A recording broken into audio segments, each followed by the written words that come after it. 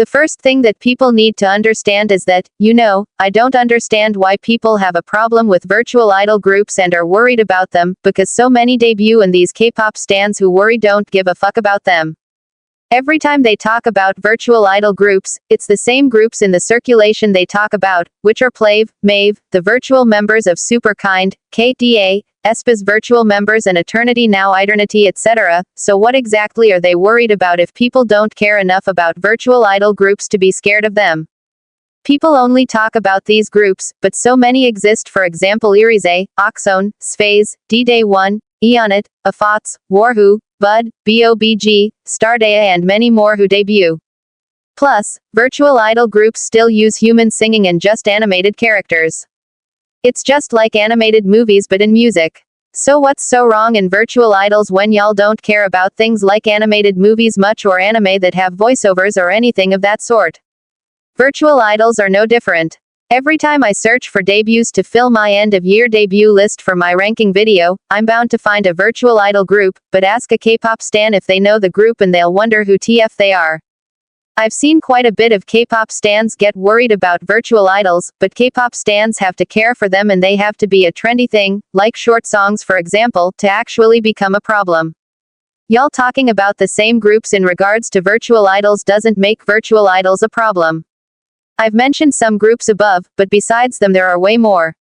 Some of them do get past 1 million views, but there are lots of those who don't reach those numbers, and even then getting 1 million views may be a good thing, but it's not wow factor and almost all virtual idol groups remain nugu. I actually don't know which groups are popular amongst virtual idols besides maybe Plave and I think Isagi Idol are also popular, but all in all they're not a problem, and you shouldn't be worried. K-pop stans still care about human idols and talk about them, and your worry is just not valid since you're only talking about the same virtual artists and no more. How is that something to be worried talking about 6 out of the many virtual idol groups existing? When was the last time you've seen a virtual idol K-pop group get talked about a lot by K-pop stans besides the ones y'all constantly bring up? I've never seen it, so y'all should stop since it's getting tired at this point.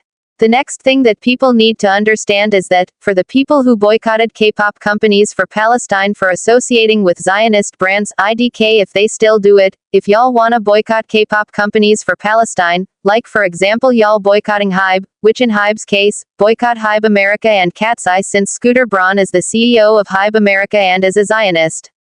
Y'all boycotting K-pop companies associating with Zionist brands is fine and all, but why can't y'all boycott the Zionist brands themselves instead of the K-pop companies associating with them? How can the K-pop companies being boycotted help Palestine, when if boycotting is successful with the K-pop companies, it's not like it affects the Zionist brands themselves who should be the main target for your boycotting? Plus, as I said before in my other videos on Palestine and the K-pop boycott, people will still die whether or not you're streaming the K-pop company's music or not. Israel doesn't care if you're not listening to TXT or Baby Monster. Y'all should be boycotting places that matter like the actual brands themselves who are the reasons y'all boycott these K-pop companies for. Hit where it hurts the most and not where it won't do much damage at all. You'll hurt the K-pop companies, but that will not stop the Zionist brands, since they'll pull out from the company and that's it. Hybe doesn't give money to Israel, rather these Zionist brands do, and so boycotting K-pop companies will not hurt the place it needs to hurt, which is the real problem. The next thing that K-pop stans need to understand, is about the environmental impacts of buying albums, of how you're buying so many versions of an album which you won't even use, and the albums are probably made from harmful materials killing the earth. Plus, the consumerism too of buying so many albums when we don't need to buy. We can just buy the album we see the most appealing if we like the album. No need to wanna buy all the versions of the album or multiple albums when we don't need it. It's just us wanting it because we're so attached to our faves that we'll do anything to help them keep their popularity and help them chart well even if it harms us, the environment and other things. But hey, at least our faves will continue doing well with our efforts, right? Who cares if we're causing environmental problems that are ruining the planet we live on? That won't give us a place to live to even continue supporting our faves in the first place, right? We're killing the earth slowly, but it's okay since we spent billions of our money and got all the millions of versions of our faves albums to support them. Also, who cares if we don't need so many albums?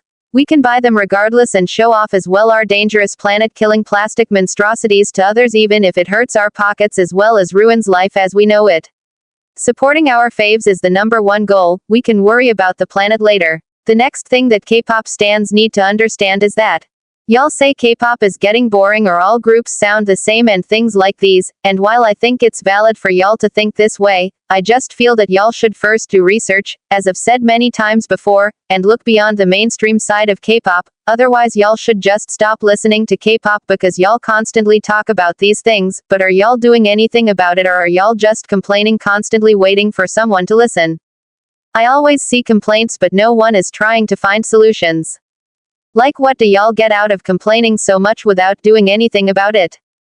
If K-pop is becoming boring to you and or artists are starting to sound the same in K-pop, then stop listening. Why are you still here making content talking about these things if they bother you? Why do you still remain when you can just listen to some other Asian country's music that might be more interesting to you and or just listening to Western music?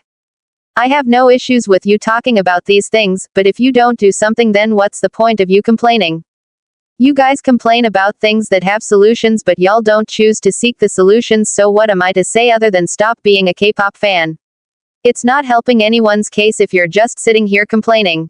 If you really are annoyed by this then put some effort into fixing it because at the moment it just seems like you don't actually care about these things and you're just here to cry about it. Nothing changes unless you change it for yourself. That's all I have to say. The next thing that K-pop stans need to understand is something that I've shared before a lot, but I thought of something more, and it's that boy groups doing dark and noise music doesn't make them bad or one type of sound. It's because the companies were making it overdone, which is why y'all hated boy groups for this sound from the ones y'all saw doing it. If y'all wanted to criticize someone, then y'all should have taken it up with the company. Y'all hating boy groups for doing one sound, dark and noise music was not a take. It was just toxic girl group stan behavior to uplift your girl groups. If y'all really cared about wanting more boy group diversity, y'all would have tried to find the diversity or be mature about your takes instead of just concluding that boy groups are noise music one sound makers. The last thing that K-pop stans need to understand is that people think they're making something meaningful with fan calls. Yes, for the K-pop stan, but not for the idol who is talking to millions of people making auto-generated practiced responses that they're made to say to not come into controversy. You guys can definitely tell people how you met your faves and make people jealous, but the reality of things is that even if you think it was a meaningful experience for you, thinking about it critically shows that it's not, because it's not a real true interaction with an idol but rather I'm made to do this by my company as part of my idol career. You get a short while to talk to the idol and I don't even think the idol will remember you after that. You're just another one of the many fans interacting with the idol, and it sounds like you're talking to an idol AI chatbot because you don't actually get to know the idol personally as well, since these K-pop idols have a persona that they put on being K-pop idols and are not their true selves. Fan calls are useless and I never liked them simply for the reason that I mentioned above. K-pop stans should just stop trying to do things to win a chance to talk to their idols when you're just talking to a person who is not even acting as themselves during the fan calls.